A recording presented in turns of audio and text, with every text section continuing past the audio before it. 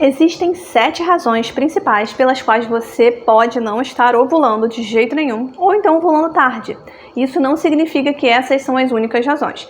Essas são as 7 razões mais comuns que eu vejo clinicamente e acredito que você poderá se relacionar e começar a usar na sua jornada da fertilidade. Então, vamos falar sobre essas diferentes causas nesse vídeo. Mas antes, seja muito bem-vinda. Meu nome é Lívia, eu sou farmacêutica e vou te ajudar a engravidar. Para isso, já se inscreve aqui no canal e simbora pro vídeo de hoje. Anota aí para você não esquecer, papel e caneta na mão. Eu vou começar pela ordem que eu considero ser as razões mais comuns pelas quais nós podemos ter um problema de ovulação, ovulação tardia ou então ausência de ovulação. A primeira razão mais comum pela qual podemos ter um problema de ovulação tardia, ou então a ausência, né, é a elevação da testosterona, porque os níveis de andrógenos estão elevados. Na verdade, a causa mais comum para níveis elevados de andrógenos ou testosterona é a SOP, a síndrome dos ovários policísticos. Eu não vou abordar a SOP hoje aqui nesse vídeo, porque já tem muitos outros vídeos sobre esse tópico. Então, se você quiser aprender mais sobre SOP, eu vou deixar esse vídeo aqui embaixo na descrição e depois você vê. Mas a testosterona, ou a testosterona elevada especificamente, pode ser uma causa de ausência da ovulação, ou uma ovulação irregular ou tardia. O aumento da testosterona realmente perturba o seu ciclo ovulatório e, novamente, é mais comum em mulheres com SOP, síndrome do ovário policísticos. Mas há momentos em que pode-se encontrar isso sem um diagnóstico oficial de SOP. Então, a gente quer descartar essa possibilidade, ok? Se você ainda não fez o teste de testosterona, eu te encorajo a fazer. A segunda causa para ciclos irregulares, ovulação irregular, ovulação tardia, é o aumento dos níveis de cortisol. Eu realmente pensei muito se eu colocava como número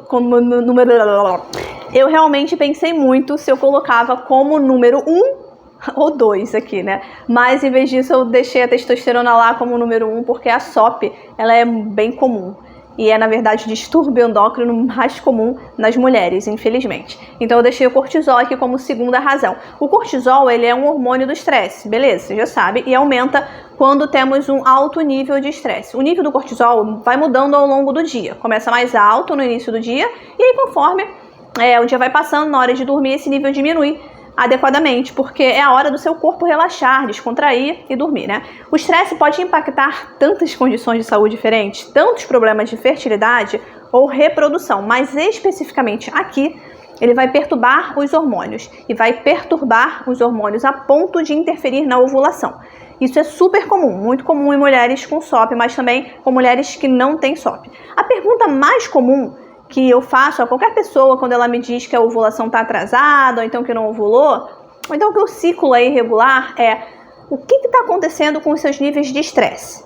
E há quanto tempo isso está acontecendo? O estresse, ele não vem apenas do emocional, ele também pode vir do físico. Então o estresse físico, a gente precisa avaliar toda essa questão aí do estresse. Se você está estressada emocionalmente, se você está ansiosa, se você está deprimida por causa do que está acontecendo na sua vida, ou então a questão física, como eu acabei de falar, né? Você não está recebendo nutrição adequada, você está se exercitando demais, teve algum evento traumático que aconteceu e te machucou fisicamente. Então existem diferentes tipos de estresse e a gente precisa afastar de apenas olhar para o estresse emocional, ansiedade, depressão, né, como um único tipo, e dar um passo atrás e entender que há outros aspectos, entendendo assim como é que eles estão impactando na sua fertilidade. Agora, por que o estresse impacta na sua capacidade de ovular regularmente? Quando o nosso corpo está sob estresse, o estresse tem prioridade. O corpo reconhece que é a coisa mais importante que precisa ser regulada, porque pode perturbar tantos sistemas diferentes que o corpo diz que isso é uma prioridade número 1. Então a gente tem que dar um passo atrás e a gente tem que regular o que está acontecendo e assim o que vai ficar de lado? O sistema reprodutivo, né? O sistema reprodutivo vai ser deixado de lado. FSH, LH, estradiol, os hormônios importantes que o corpo precisa para a fertilidade vai ser deixado totalmente de lado. Então, a propósito, você pode fazer o teste para você verificar os seus níveis de cortisol, ok? Importante. A terceira causa também está relacionada a hormônios. Isso agora é o hormônio FSH, folículo estimulante, baixo. Como assim baixo, Lívia? A gente só fala sobre FSH alto, né? Quais são as principais razões pelas quais a sua hipófise pode ser impactada, causando a diminuição do FSH. Primeira coisa é o uso de pílulas anticoncepcionais. Eu sei, outra razão pela qual a gente precisa ter cuidado com pílulas anticoncepcionais, né? Um dos impactos que ela pode ter é um baixo FSH, por causa do impacto lá na glândula pituitária. A prolactina é o hormônio que aumenta quando você está produzindo leite materno, quando você está amamentando um recém-nascido. E uma outra razão pela qual os níveis de prolactina podem estar elevados, embora na maioria das vezes seja benigno, também pode ser um pequeno cisto na sua hipófise. Quando os níveis de prolactina estão elevados, ela suprime a ovulação. Lembra das mulheres quando têm filhos? Elas não menstruam, certo? Certo. Por quê? Porque os níveis de prolactina estão elevados e aí suprimiu a ovulação. A última razão pela qual você pode ter níveis elevados de prolactina é a baixa dopamina, e que é um neurotransmissor. Então a gente precisa impactar essa dopamina aí adequadamente, de uma maneira positiva e trazer mais felicidade e alegria para a sua vida. Quinto é a tireoide. A gente não pode falar sobre hormônios e sobre fertilidade sem falar sobre a tireoide. A tireoide precisa ser examinada e a gente pode ter uma interrupção na sua ovulação, caso você tenha um hipotireoidismo, TSH está elevado, ou então um hipertireoidismo, TSH está muito baixo.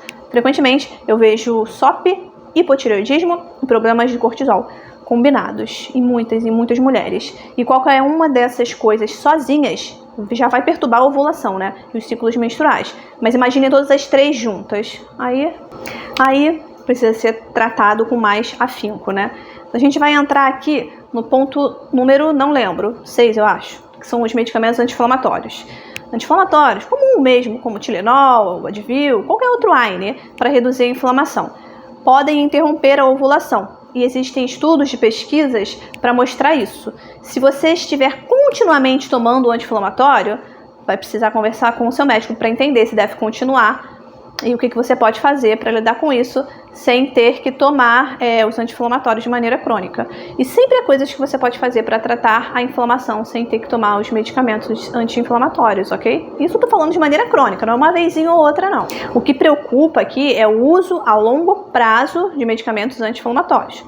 E por último, mas não menos importante, sétimo, espero que seja o sétimo, se não me perdi na matemática aqui, é a restrição calórica e o excesso de exercícios. Então, se você estiver ingerindo poucas calorias, você não está comendo alimentos ricos em nutrientes suficientes, não está recebendo calorias suficientes, está realmente tentando perder peso, então você está restringindo a ingestão de calorias. Isso muitas vezes vai atrapalhar a sua ovulação e vai atrapalhar o seu ciclo menstrual.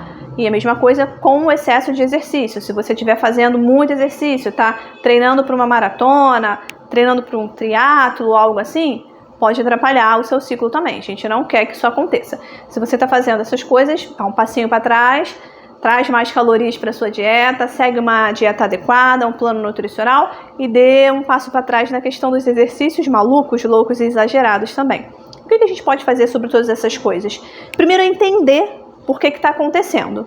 Então, novamente, os exames de sangue, eles são muito importantes aqui, especialmente para esses primeiros 5 pontos aí que eu falei, porque a gente quer entender o que cada um desses hormônios está fazendo e como é que está sendo impactado no seu ciclo, sua ovulação e sua fertilidade. Então, faça os exames de sangue. Não adivinha nada, tem que fazer exame de sangue mesmo, vamos descobrir isso aí.